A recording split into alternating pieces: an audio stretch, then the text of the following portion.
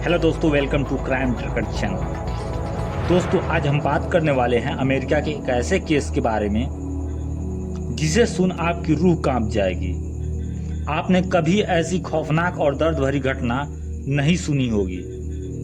आपसे गुजारिश है इस वीडियो को अंत तक जरूर देखें। तो चलिए विस्तार से जानते हैं इस केस के बारे में। दोस्तों, 19 मई 1977 के दिन कोलिन स्टेन नाम की इस लड़की के दोस्तों का फोन आया। कोलिन के दोस्तों ने कहा कि मेरा जन्मदिन है, तुम्हें मेरे घर आना पड़ेगा। इधर कोलिन उन्हें मना नहीं कर पाती है। दोस्तों, कोलिन उस वक्त 22 साल की थी और उसने 17 साल की उम्र में ही अपने से 5 साल बड़े आदमी से शादी कर ली। हालांकि ये शादी ज्यादा दिन तक नहीं चली और फिर उनका तलाक भी हो गया। इस वजह से कोलिन के घर की स्थिति काफी बुरी थी।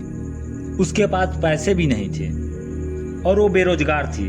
उसने 10वीं तक पढ़ाई की थी कैलिफोर्निया में और बाद में अपने परिवार के साथ यूजोन ओरेगोन में शिफ्ट हो गई। दोस्तों, कोलिन के घर की स्थिति काफी अच्छी नहीं थी। वहीं कोलिन के पास इतने पैसे भी नहीं थे जिससे वो अपने दोस्तों के घर तक यात्रा कर सके। बस इसी सब के बीच कोलिन ने डिसाइड किया कि वो लोगों से रोड पर लिफ्ट लेकर जाएगी। हालांकि उसने पहले भी ऐसा किया था। उसे अपने आप पर पूरा विश्वास था कि वो ऐसा कर सकती है। फिर क्या था, कोलिन रोड पर गाड़ियों को रोकती और उसमें बैठकर अपने दोस्त के घर जाने लगी। हालांकि कोलिन के घर से उसके दोस्त के घर की दूरी लगभग 400 मील थी। दोस्तों, कोलिन लगभग आधे रास्ते तक पहुंच गई थी। वहां से उसे कैलिफोर्निया साइड जाना था, इसलिए कोलिन दूसरी गाड़ी का इंतजार करने लगी और लगभग 3 गाड़ियों ने उसकी मदद करने की पेशकश की, लेकिन कोलिन ने उनसे लिफ्ट लेने से मना कर दिया।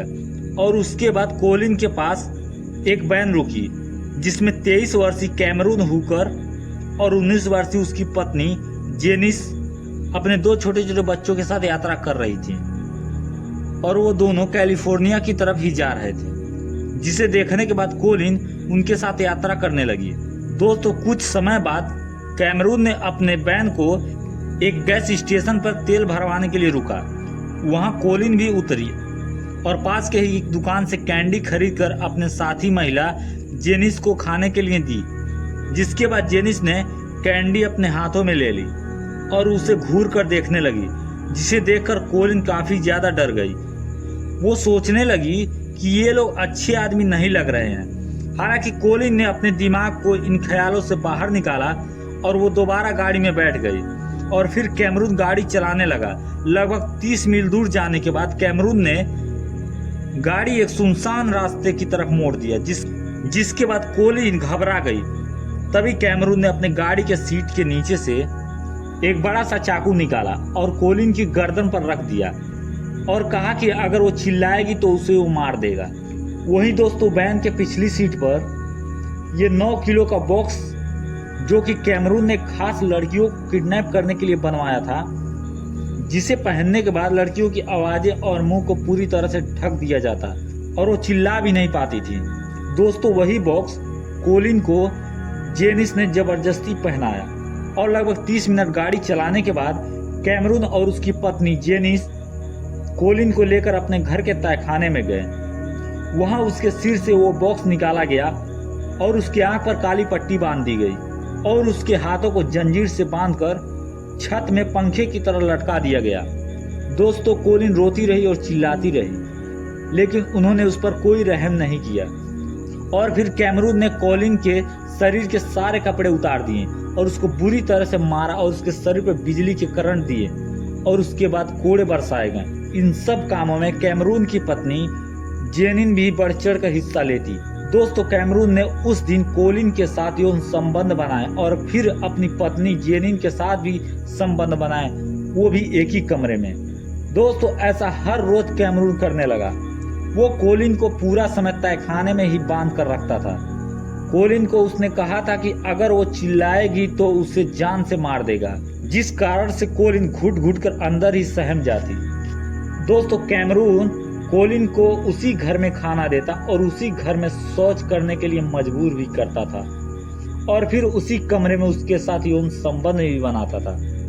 वहीं जब कभी कोलिन पूछती कि आखिर मेरा कसूर क्या है, तो कैमरून कहता कि तुम हमारी गुलाम हो और मैं द कंपनी नाम की एक गुप्त संस्था चलाता हूँ और हम अपने गुलामों के ऊपर और साथ में उनके परिवार के ऊपर भी नज़र रखते हैं, और अगर कोई भी गुलाम हमारे हिरासत से भागने की ज़रूरत करता है तो हम उस गुलाम के साथ साथ उसके पूरे परिवार को भी मार देते हैं। दोस्तों, इन सब बातों को बार बार सुनकर कोलिन ने यह मान लिया कि वो एक गुलाम है और वो पूरी तरह से कैमरून के बस में चली गई। और लगभग 1 साल बाद 1978 में कैमरून अपने पूरे परिवार सहित एक मोबाइल घर में शिफ्ट हो गया। वहाँ उसने एक ऐसा बेड बनवाया जिसके ऊपर कैमरून और उसकी पत्नी जेनिन एक साथ सोते और उसके नीचे कोलिन इतने छोटे जगह में लगभग 23 घंटे रहती। दोस्तों, आप एक बार सोच कर देखिए कि आखिर कोलिन ने कैसे गुजारे होंगे 7 साल इसमें। ये देखकर कलेजा भी फट जाता है। खैर, कहानी में आगे बढ़ते हैं। दोस्तों, कैमरून अब हर रोज कोलिन को 1 घंटे के लिए बाहर निकालता और उसका बलात्कार करता और फिर उसको उसी बॉक्स में बंद कर देता। वही कोलिन भी प्रताड़ित ना होने के डर से उसका विरोध भी नहीं करती थी। दोस्तों, कैमरून अपनी वैन से रोड पर अक्सर लोगों की गाड़ियों में टक्कर मारता और उनसे पैसे लूटता। हालांकि ये काम धीरे धीरे काफी कठिन हो गया कैमरून के लिए, और एक समय आकर कैमरून बेरोजगार हो गया और वो घर बैठ गया।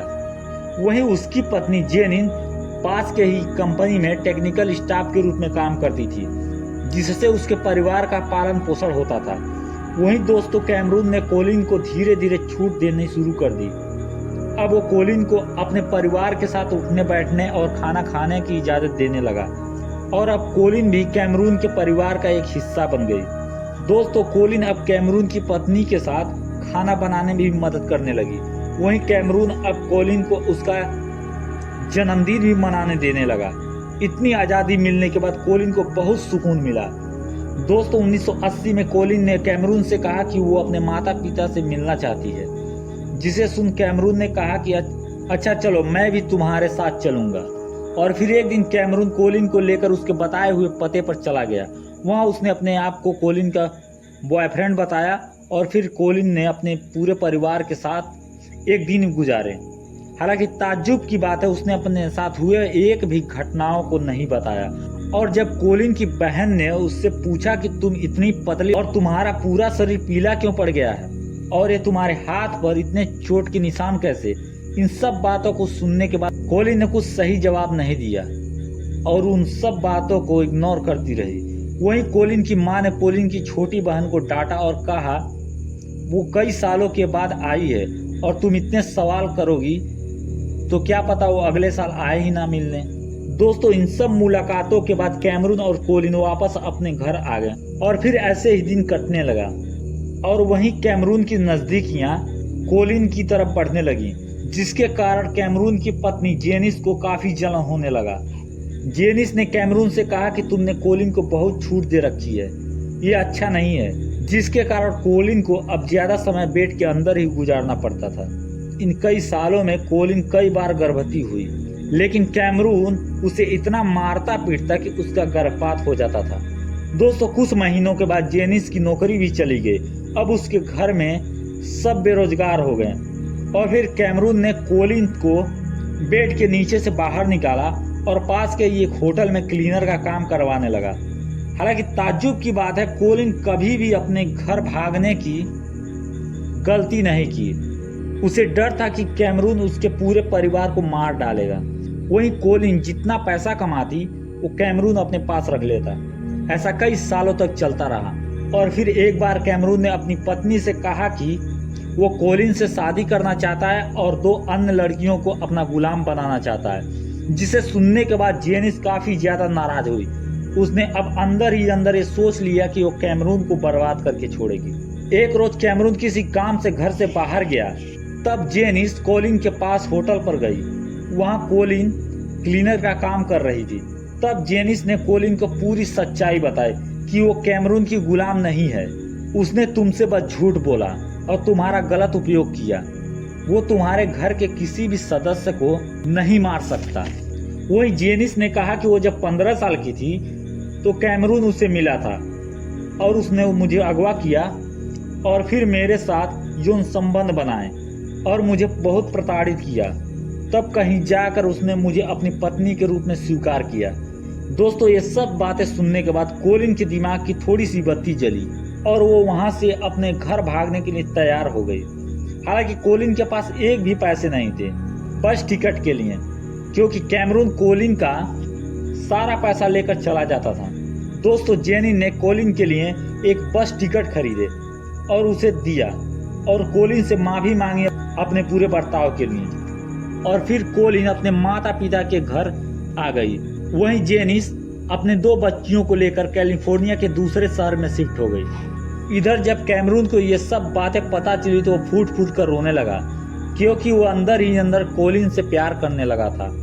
हालांकि ताज्जुब की बात है, कई महीनों के बाद भी कोलिन ने पुलिस में कैमरून के खिलाफ शिकायत दर्ज नहीं करवाई, क्योंकि वो मानसिक रूप से डर गई थी। लेकिन दोस्तों, कैमरून की पत्नी जेनिस ने पुलिस में अपने पति के खिलाफ रिपोर्ट दर्ज करवाई और उसने कैमरून के ऊपर ये आरोप लगाया कि उसे मैरी एलिजाबेथ नाम की लड़की की रेप करके हत्या कर दी थी और उसका शरीर पास के ही झाड़ियों में फेंक दिया।